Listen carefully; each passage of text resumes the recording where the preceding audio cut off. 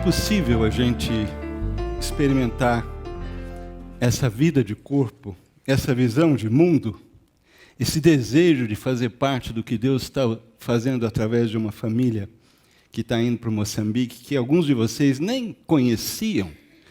É impossível a gente fazer parte de alguma coisa maior se o Espírito de Deus não estiver na nossa vida. Se algo não acontecer dentro de nós, na nossa vida, que nos leva a sair fora do nosso quadrado, do nosso planejamento, das coisas que a gente gosta, das coisas que a gente não gosta, das nossas preferências, dos nossos preconceitos, só o Espírito de Deus pode fazer isso. E se eu tivesse ficado em pé na hora da oração, essa teria sido, eu estava lá no meu mundo, mas essa teria sido a minha oração, e essa é a minha oração nessa manhã. Porque nós chegamos no momento da vida da nossa igreja extremamente perigoso. Nós estamos vivendo um período de estabilidade, um crescimento, diríamos assim, linear, não exponencial. Nossos filhos estão nascendo, crescendo, estão fazendo amizades, nós temos famílias, são amigas, se encontram durante a semana, está muito gostoso para vários. Alguns estão chegando e estão descobrindo como é que podem fazer parte disso. Alguns já estão aqui há algum tempo e não conseguem se organizar para fazer parte disso. Espero que vocês se organizem logo, porque vocês estão perdendo. Mas se o Espírito Santo não estiver trabalhando na nossa vida, na vida da igreja, se o Espírito Santo não estiver incomodando a gente para dar um passo a mais, para querer crescer, para querer ficar envolvido naquilo que Deus está fazendo aqui, esquece. Você vai ser uma daquelas pessoas que vai começar a criticar, achar que está tudo a mesma coisa, começar a olhar o que precisa melhorar e comentar, sair e falar o que está faltando, o que não está bom. Você vai ser uma dessas pessoas que vai, infelizmente, estar focando naquilo que não é de Deus e que vem do nosso coração, que é exatamente reclamar, se acomodar, se proteger. A vida cristã não é assim. E é por isso que alguns podem pensar, mas de novo, uma série sobre o Espírito Santo? Sim. E de novo, e de novo, e de novo. Porque se o Espírito Santo não fizer a obra, nós podemos esquecer, nós vamos brincar de igreja. Há 2 domingos atrás, nós começamos a considerar o texto que Paulo, escrevendo preso em Roma, para um dos seus filhos na fé, seu discípulo, um dos mais chegados, chamado Timóteo, disse a ele: Timóteo, eu sei que está difícil para mim, mas eu não me envergonho do Evangelho. Você também não deve ter vergonha do fato de eu estar preso. É um privilégio. E quando ele escreve, a igreja de Filipos falou: enquanto eu estou preso aqui, eu estou pregando o Evangelho para a casa do imperador. A guarda pretoriana, os jovens escolhidos das famílias nobres, a guarda pretoriana que ficavam lá cuidando de Paulo na prisão domiciliar, 24 horas por dia, se revezando, eram nobres das famílias de Roma. E eles lá não podiam fazer nada, a não ser ouvir o Evangelho. Muita gente se converteu. O Evangelho penetrou no palácio. E é isso que a gente precisa entender, que é o Espírito Santo que transforma uma situação de perda, uma situação terrível, a morte iminente, porque ele diz, dessa vez eu não escapo, essa já era a segunda prisão. A conjuntura mundial, a conjuntura do império está ficando ruim para nós cristãos. E eu sei que onde você está, em Éfeso, também não é fácil. Foi uma cidade onde o Evangelho pegou, entrou e fez uma transformação tremenda, mas há perigo. Porque onde o Evangelho penetra, onde ele transforma, onde ele mexe, vai haver preço a pagar. E eu sei que você está num lugar difícil, estratégico, mais perigoso, complicado. Paulo disse a Timóteo: o Espírito que Deus nos deu não é de covardia. Por quê? Porque diante da conjuntura e diante dos problemas locais, a gente pode se apequenar. A gente pode ficar tímido. A gente pode ter aquele famoso pensamento: é muito complicado. Quem sou eu? Um só. Quem somos nós? Minoria. Mas Paulo disse a Timóteo: não, o espírito que Deus nos deu não é de covardia, mas é um espírito de poder, de amor e de equilíbrio. E nós vimos na primeira mensagem que esse poder é a palavra dunamis, que quer dizer poder, força, habilidade. No contexto, nós estudamos que é a capacidade de suportar o sofrimento e perseverar até o fim, que é o Espírito que nos dá essa força. É a faculdade de conseguir ver Deus agindo no mundo além das circunstâncias, no nosso tempo. E, finalmente, o poder para transmitir com ousadia a mensagem da reconciliação para a nossa geração. Isso que aconteceu logo no primeiro momento da igreja, quando o Espírito Santo veio e os crentes saíram de dentro daquela casa onde eles estavam aguardando e começaram a anunciar o Evangelho. E todas as vezes que foram ameaçados, o Espírito de Deus, eles oraram, o Espírito de Deus os encheu de ousadia, de coragem, e eles continuaram anunciando o Evangelho.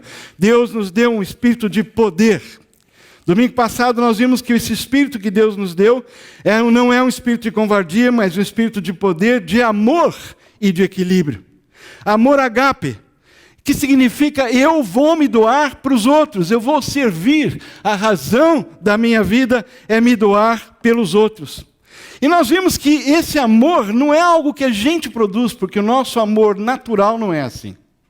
Esse é o amor de Deus, e todas as vezes no Novo Testamento que se refere ao amor de Deus, Deus amando, essa é a palavra, esse é o verbo. E esse amor, então, só pode vir para a nossa vida primeiro se a gente nascer do Espírito. Não é algo que eu produzo, não é algo natural. É mais do que simplesmente um amor familiar, é mais do que simplesmente um amor carnal, é muito mais. É mais do que o amor da amizade, que também é precioso. O amor de Deus, ele é sacrificial, ele é absolutamente altruísta. Ele não tem nada esperando em troca. Isso só acontece, só pode existir na vida de alguém que nasceu de novo. Como Jesus disse a Nicodemos, se você não nascer de novo, você pode conhecer o Antigo Testamento inteiro, ser mestre, um dos mestres aqui, mas você está fora. Você não entende o que é realmente viver em Deus, viver no reino de Deus, na esfera do divino. Você só vai entender, você só vai experimentar se você nascer do Espírito. E quem nasceu do Espírito, a Bíblia diz, o Espírito Santo derrama no nosso coração o amor de Deus. E nós temos a certeza de que somos amados, não precisamos provar nada para Deus, porque é pela graça que nós somos salvos.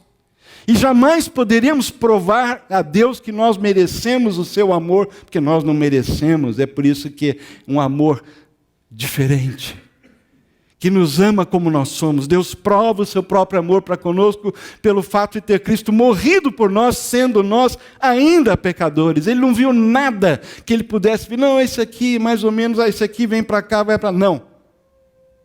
Estávamos perdidos, mortos nos nossos delitos e pecados.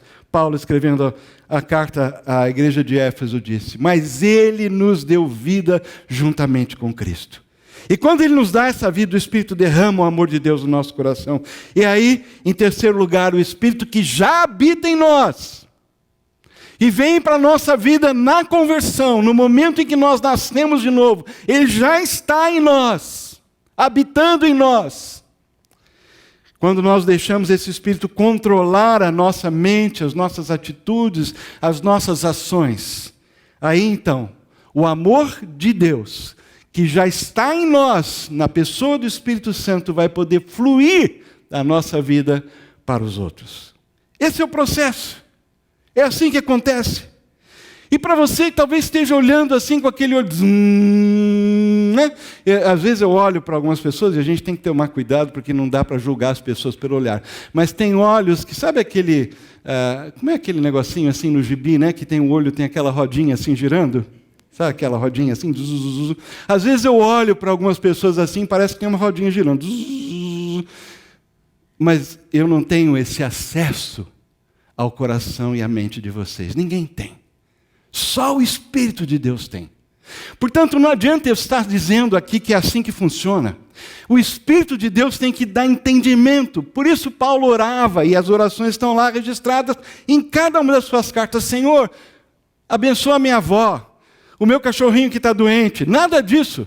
Senhor, abre a mente dessas pessoas, dos crentes, para eles enxergarem a grandeza do teu amor, do seu chamado, da esperança que nós temos em Cristo. É isso que precisa deixar esse pessoal vibrando, Senhor.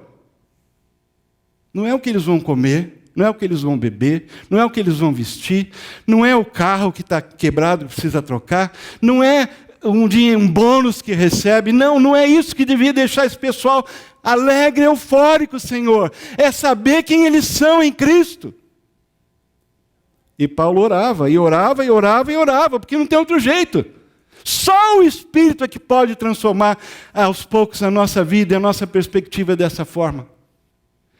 Quando às vezes a gente ouve um testemunho de uma pessoa, de um jovem, um casal, chamado para ir para fora, para ir para um país, é muito comum ouvir essa frase, mas tem tanta necessidade no Brasil, por que está mandando para fora? Por que gastar esse dinheirão todo?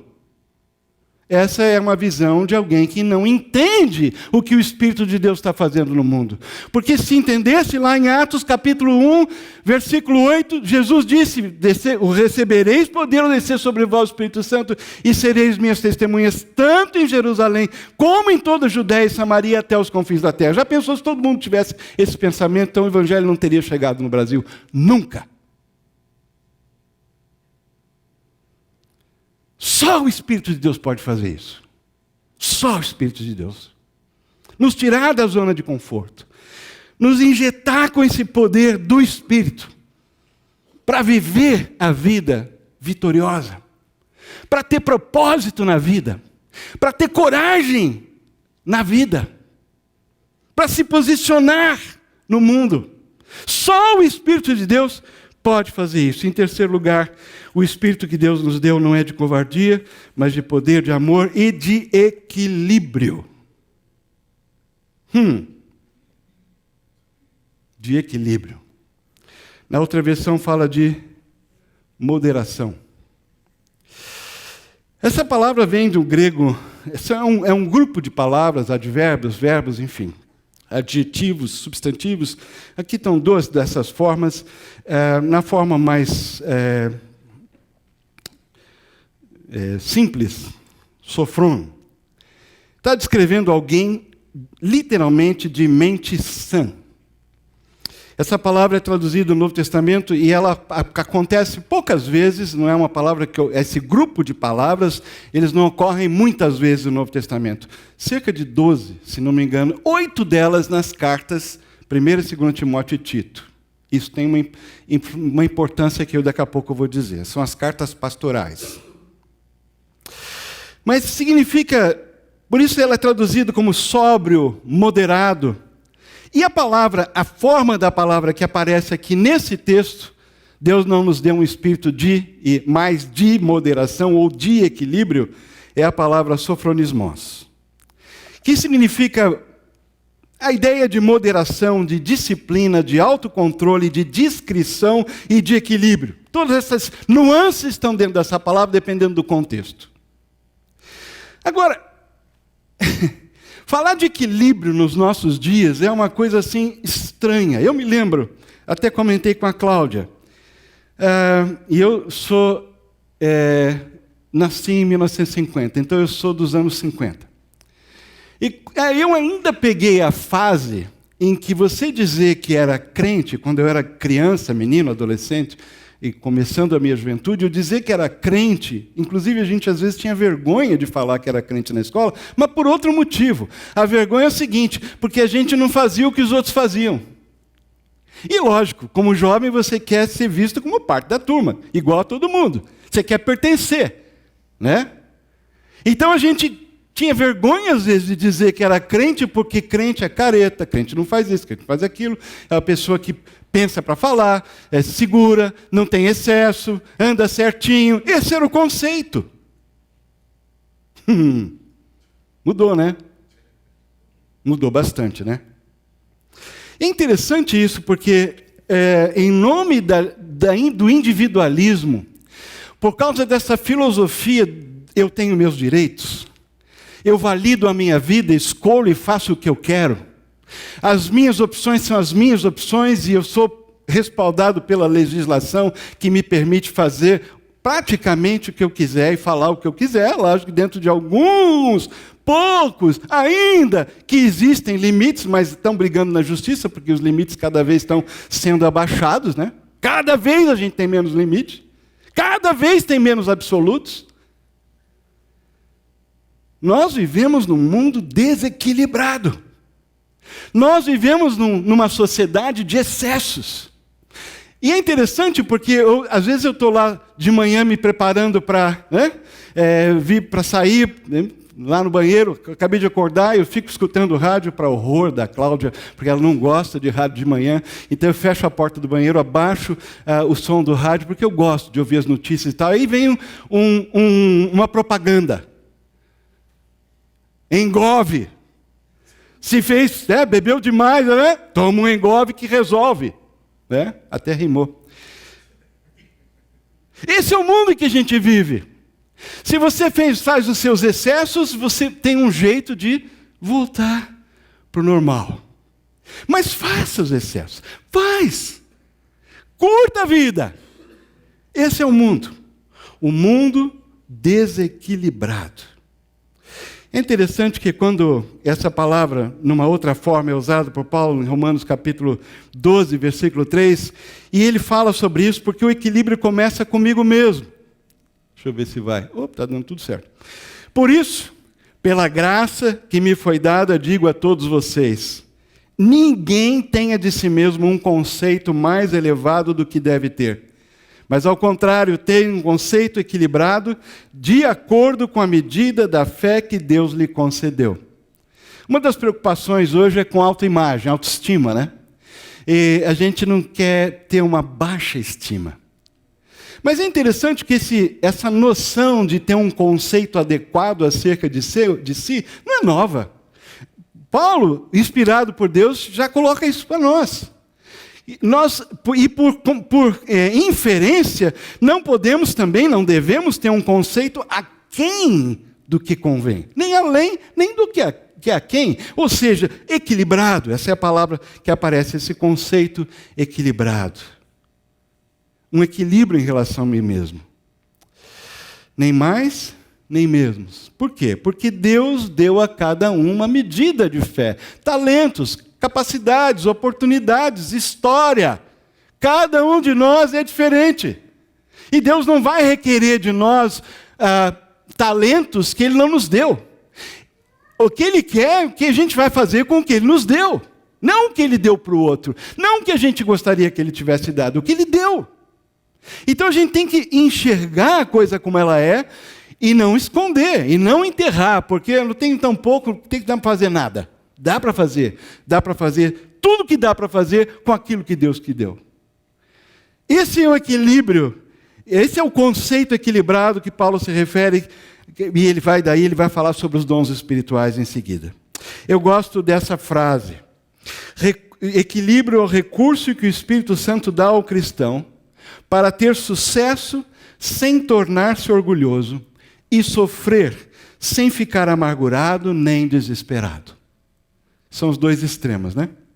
Sucesso, está tudo indo bem, e o sofrimento, a perda, a dor. E esses são os extremos, né? E eles realçam a dificuldade do nosso coração.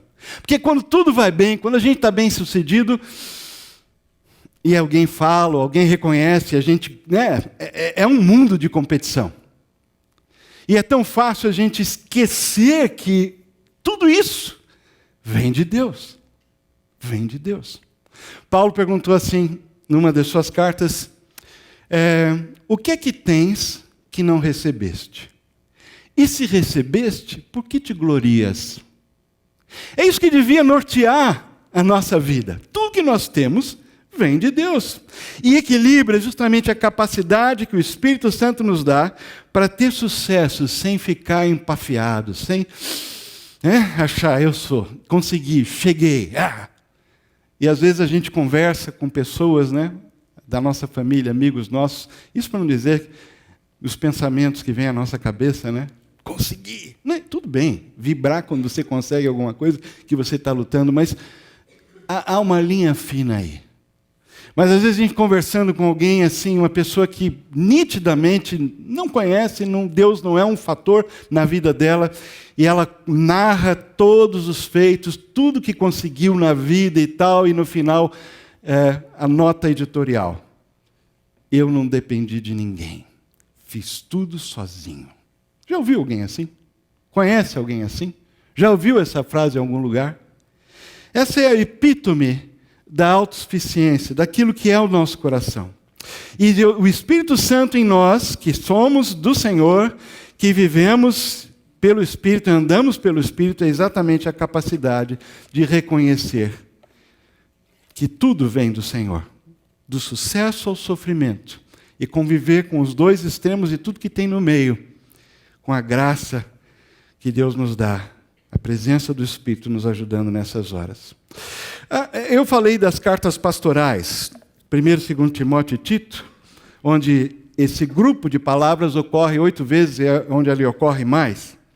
E é muito interessante, por que isso é importante? Porque essas são cartas que Paulo escreveu para 2 líderes, pessoas que estavam em lugares estratégicos ensinando líderes. Eles estavam lá para organizar as igrejas, para ensinar as igrejas, para fazer um upgrade na vida comunitária e individual dos crentes. E ali estavam eles. E numa dessas cartas, que é Tito, a gente percebe uma coisa interessante. A gente fala muito da graça. A graça que salva e a graça que garante a esperança do futuro. Mas no meio desse texto, que é Tito 2, de 11 a 13, versículo 12 diz que a graça se manifestou salvadora, educando-nos, para que, renegadas as impiedades e as paixões mundanas, vivamos no presente mundo, século, era sensata, justa e piedosamente. Essa palavra sensata é exatamente essa. E é interessante porque sensato tem a ver comigo mesmo. Justo tem a ver com meus relacionamentos horizontais. E piedosamente tem a ver com o meu relacionamento com Deus. A minha devoção a Ele. As 3 dimensões da minha vida. A interior, a social e aquela que me liga com Deus. Aliás, tudo é espiritual nesse sentido, mas essas 3 dimensões. E a graça nos educa para viver de uma forma equilibrada em relação a nós mesmos. O equilíbrio tem que existir em nós. E é uma coisa que deve ser apreciada e deve ser estimulada desde cedo em casa. A moderação, o equilíbrio. E é por isso, pais, que o não, ele não deve simplesmente ser prerrogativa do seu filhinho e da sua filhinha, porque ele vai dizer não, é uma das primeiras palavras que ele vai aprender, ou ela. Não.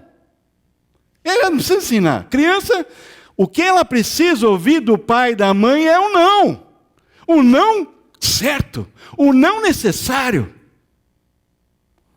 Mas hoje, eu acho, pelo menos da minha maneira de ver, de perceber, pais que provavelmente não estão conseguindo ter uma qualidade de tempo, de investimento, por uma série de fatores. O estilo de vida muitas vezes é complicado.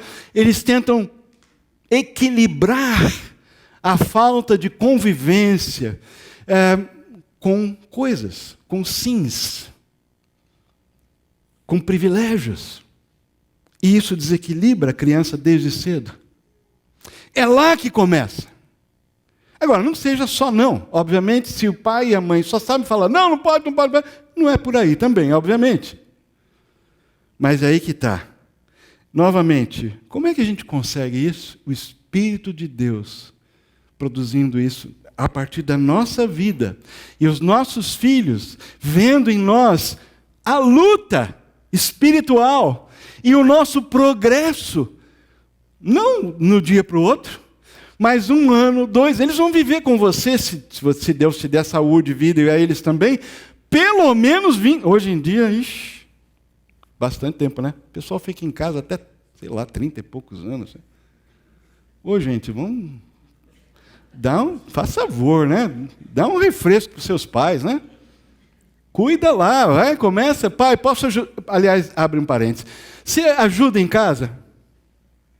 Ou você tem aquele pensamento que a sua mãe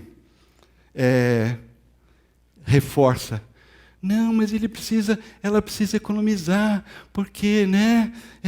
Quando ele sair de casa, ele tem que... Agora, pergunta quanto que ele ou ela estão economizando. Você já perguntou? Quanto você tem no banco guardado, querido, para você ficar morando comigo até os 45 anos? Você vai se assustar. Está lá com o carrão, né? iPhone 6 Plus.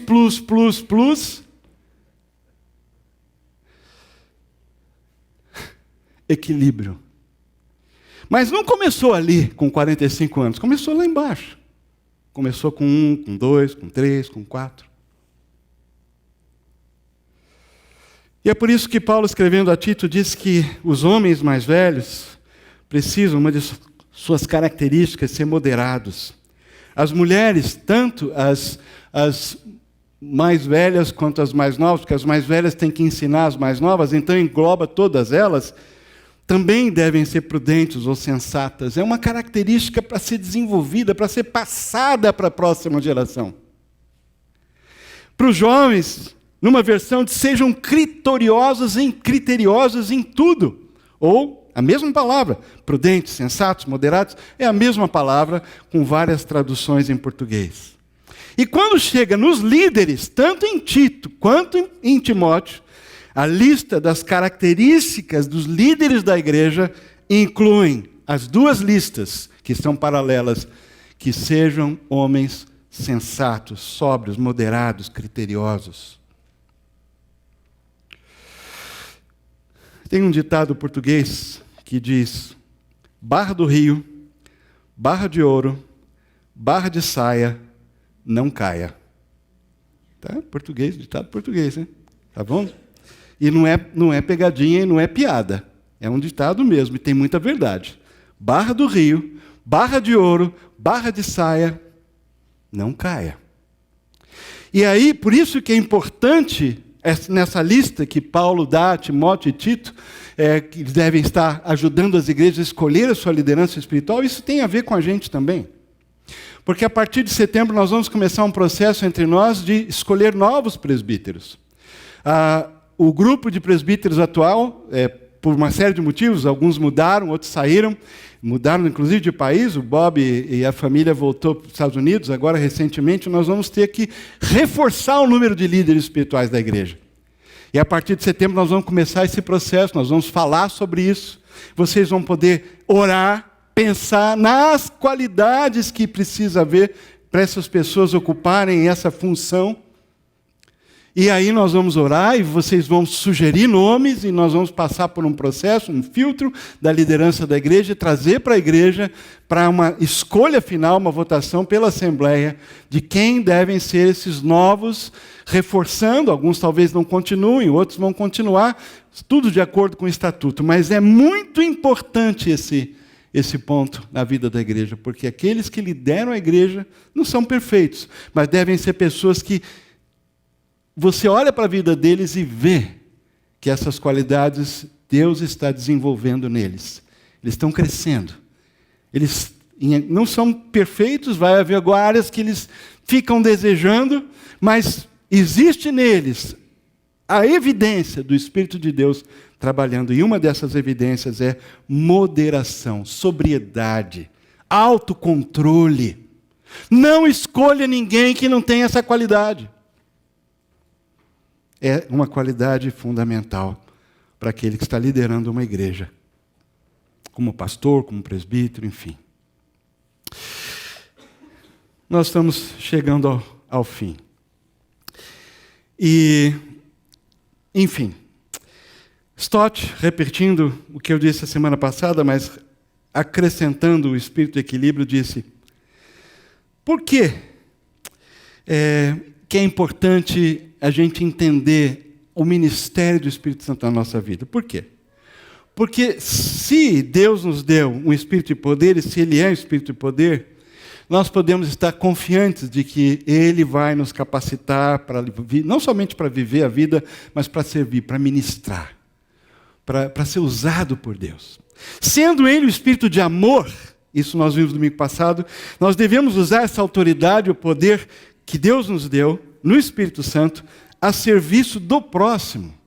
E não para nossa autopromoção, ou autoafirmação, ou nossa glória pessoal. E por último, em terceiro lugar, se Deus nos deu um espírito de equilíbrio, o uso dos dons, do poder, da autoridade, da capacitação para servir, tem que ser feito. E tem que ser perceptível isso na vida da gente. Com reverência e com equilíbrio, com moderação. Às vezes a gente tem um dom que é muito forte.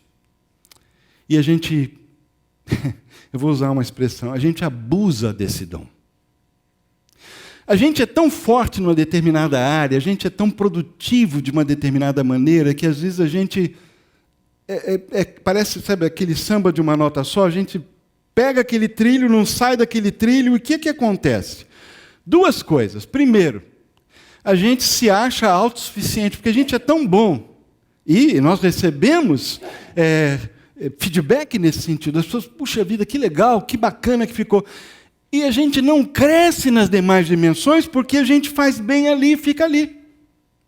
Outra coisa é que a gente se acha que consegue levar, né, nas costas tudo com aquele dom forte que a gente tem. E a gente esquece que no corpo de Cristo a gente tem que trabalhar junto. A riqueza da igreja é justamente isso. É essa troca, essa mútua dependência, esse ensino mútuo, esse aprendizado. Eu sempre gosto de pensar na CB Moema como uma comunidade de aprendizes. Uma comunidade de gente aprendendo a ser cristão, aprendendo a ser igreja. Nós não sabemos, nós estamos aprendendo. A gente já sabe algumas coisas, mas tem muito mais para aprender e que Deus quer fazer. Não se acomode, não pense que chegou, não pense que está bom, não está, não está. Mas também não fique aí, vou procurar outro lugar. Eu esperava mais. Não, quando você fala ou pensa assim, significa que você não está fazendo a sua parte.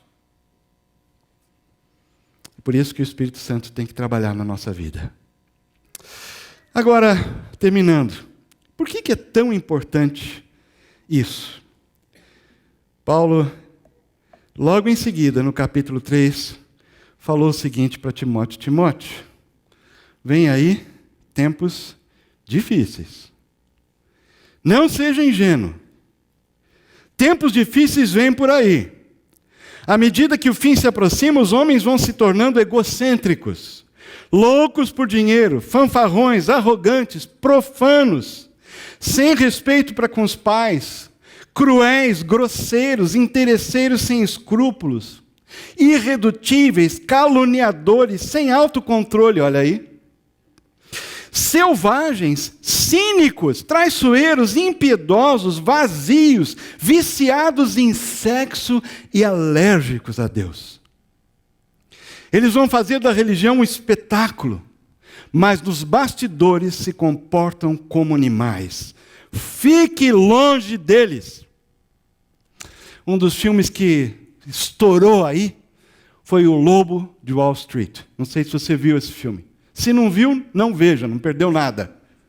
Uma droga. Um monte de lixo. Mas ele é uma fotografia incrível do mundo em que a gente vive.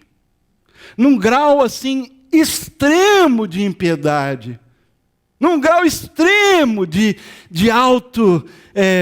glória pessoal, de poder deslocado. Esse é o mundo em que a gente vive. Um mundo desenfreado, um mundo desequilibrado. E é por isso que essa é uma característica que nós precisamos resgatar. E a gente precisa fazer isso, porque nós temos diante desse quadro duas alternativas. Ou a gente faz isso, A gente se recolhe num gueto, vira uma tartaruga, entra na casca para não se machucar, para não sair, para ficar protegido, esperando Jesus voltar, ou a gente morrer, né? Não sei se você já fez a oração, Senhor, se eu quiser me levar, me leva, porque está tão difícil, vai ser melhor lá no céu. Essa é uma oração normal, hein? Os melhores homens e mulheres de Deus já fizeram essa oração. Então, se você já orou desse jeito, não se sinta fora do contexto, não. Tem hora que tem que estar à vontade mesmo. Volta logo ou me leva logo. Mas não é essa a maneira de viver no mundo, e nem essa. Nem essa. De você se identificar tanto e viver tanto, né, no mundo, no espírito da época, que não faz diferença. Você é uma pessoa como qualquer outra.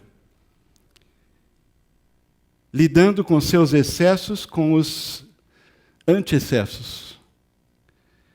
Com as drogas que podem ser de vários tipos, não necessariamente só químicas, que vão equilibrar aquilo que o Espírito Santo não está equilibrando na sua vida. E sabe o que pode ser essa droga também?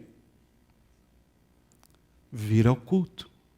Uhum.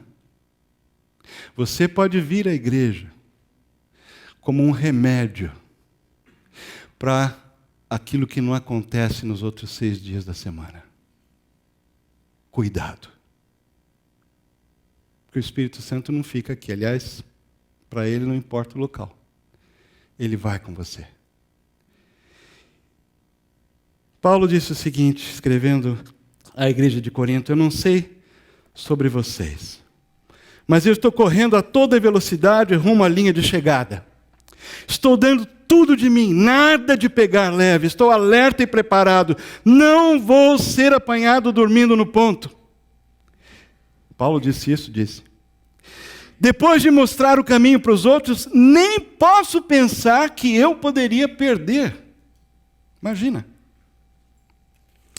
Eu queria terminar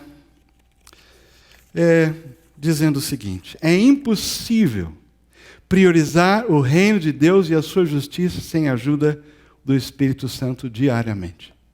É impossível viver uma vida equilibrada sem a ajuda diária do Espírito Santo. Portanto, eu gostaria de usar nessa manhã a autoridade da palavra de Deus e a autoridade do Espírito Santo, não a minha.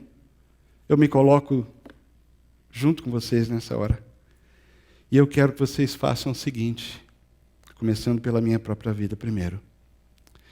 Decida hoje que vai parar de apagar e entristecer o Espírito Santo que habita em você.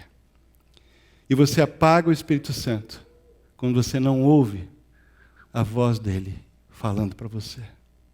Simplesmente você não dá ouvidos. E você entristece o Espírito Santo quando você ouve essa voz e você desobedece abertamente. Decida hoje que você vai parar de apagar e entristecer o Espírito Santo que habita em você. Não precisa pedir para ele vir, não. Se você é de Cristo, o Espírito está em você. Ele que quer mais de você. Quem precisa chegar é você. Quem precisa ir a ele é você. Ele já está aí. Quem precisa se apresentar é você. Sou eu. E em segundo lugar, entregue agora o controle da área ou das áreas de sua vida que estão desequilibradas ao Espírito Santo. Vamos orar.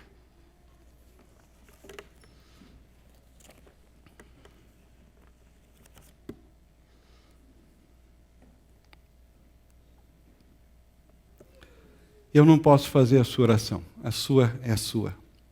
Faça. Responda ao Espírito de Deus, que é santo. E onde o Espírito de Deus está, o lugar é santo. A presença de Deus é santa. Quando Isaías teve aquela visão no templo, ele teve imediatamente a sensação do seu pecado, da sua pecaminosidade, da sua impureza. E ele clamou: Senhor, eu sou um homem impuro que habito no meio de um povo de impuros lábios.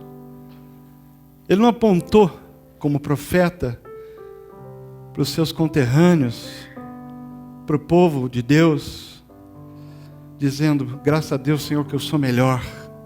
Eu estou tendo uma visão do Senhor aqui. A maioria deles nem sabe quem o Senhor é, nem está aqui adorando, não. Ele disse: eu faço parte.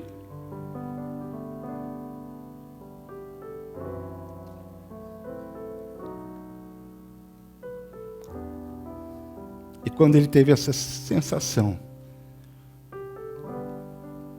de impureza, do quanto ele estava longe da santidade de Deus, Deus disse para ele: eu vou cuidar disso.